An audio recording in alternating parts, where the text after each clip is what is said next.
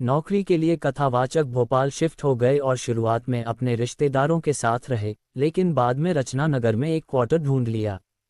नौकरी शुरू करने के बाद, जिसमें रात की ड्यूटी शामिल थी, दिन में आराम करते समय अजीब घटनाएं होने लगीं।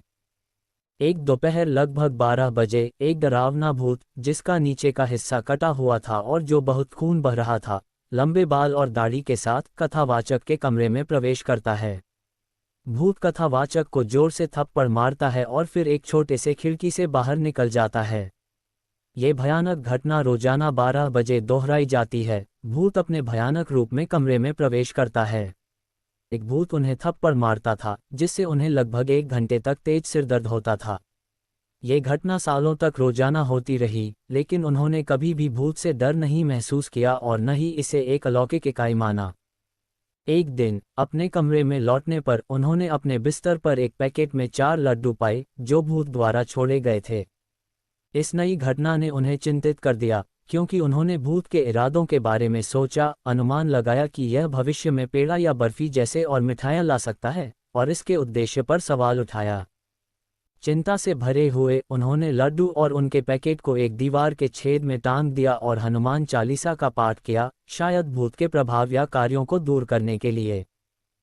कथावाचक एक पंडित की शादी और एक हास्यमय स्थिति का वर्णन करते हैं जहां किसी ने खिड़की से मिठाइयां फेंकी।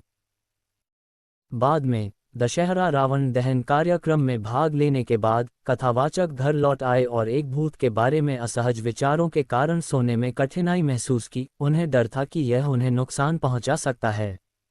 भूत की श्रेष्ठ शक्ति के निरंतर विचार और डर से अभिभूत होकर कथावाचक ने इस इकाई से छुटकारा पाने के लिए एक समाधान खोजने का निर्णय लिया।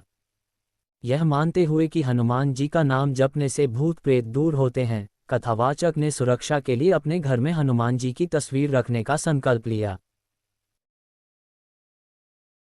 कथाकार एक भूत का वर्णन करता है जो प्रतिदिन ठीक 12 बजे प्रकट होता था और उन्हें थप्पड़ मारने के बाद खिड़की से गायब हो जाता था। शुरुआत में कथाकार ने अपने कमरे में हनुमान जी का एक बड़ा पोस्टर लगाने की कोशिश की, उम्मीद थी कि यह भूत को रोक देगा। हालांकि भूत अभी भी प्रकट हुआ और उन्हें थप्पड़ मारा, जिससे उनकी आस्था में कमी आई। इसके बाद कथाकार ने हनुमान जी के साथ दुर्गा जी का एक बड़ा पोस्टर लगाने का विचार किया, उम्मीद थी कि इससे बेहतर परिणाम मिलेंगे। लेकिन भूत ने अपनी दैनिक यात्रा और थप्पड़ जारी रखे, जिससे देवताओं की शक्ति के बारे में और अधिक निराशा हुई। एक दिन सोते समय कथाकार को एहसास हुआ कि उन्होंने कभी प्रार्थना नहीं की थी। उन्होंने पूजा शुरू करने का फैसला किया और अगले दिन जल्दी उठकर स्नान किया और हनुमान जी और दुर्गा जी की पूजा अगरबत्तियों के साथ की। कथाकार ने फिर 12 बजे भूत की प्रतीक्षा की।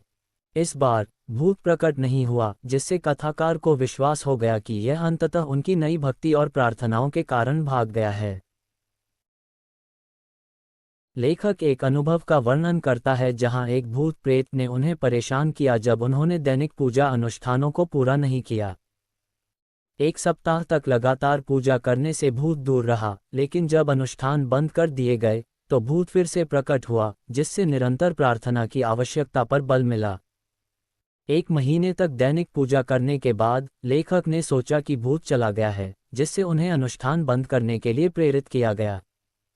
हालांकि पूजा बंद करने के दिन भूत की वापसी ने लेखक को यह निष्कर्ष निकालने के लिए प्रेरित किया कि घर में देवताओं की तस्वीरें रखना निरंतर भक्ति और पूजा के बिना प्रभावी नहीं है। लेखक का कहना है कि जब एक देवता की तस्वीर की पूजा अनुष्ठानों के साथ की जाती है, जैसे कि अगरबत्ती जलाना और सिंदूर लगाना, धूप दीप लगाकर पूजा करते हैं, तो यह एक सुरक्षात्मक ऊर्जा या शक्ति उत्पन्न करता है जो उन्हें सुरक्षित रखता है। ये सुरक्षात्मक ऊर्जा हालांकि अस्थायी है और कुछ समय के बाद समाप्त हो जाती है, उसके बाद वह शक्ति समाप्त हो जाती है। इस अनुभूति से प्रेरित होकर लेखक ने दैनिक सुबह पूजा करना शुरू कर दिया। तभी से रोज सुबह पूजा करना शुरू कर दिया और रिपोर्ट करता है कि तब से कोई भी बुरे आत्मा या परेशानियां उनके पास नहीं आई हैं। आज तक मेरे पास कोई भी बुरी आत्मा नहीं आई। लेखक ने घर में देवताओं की तस्वीरें रखने वालों के लिए दैनिक पूजा के महत्व पर जोर देते हुए निष्कर्ष निकाला है, ये कहते हुए कि बिना पूजा के तस्वीर रखना व्यर्थ है। अगर घर में किसी भी देवी देवता की फोटो रखते हैं तो उस फोटो की पूजा करना जरूरी है, नहीं तो रखने से कोई फायदा नहीं है।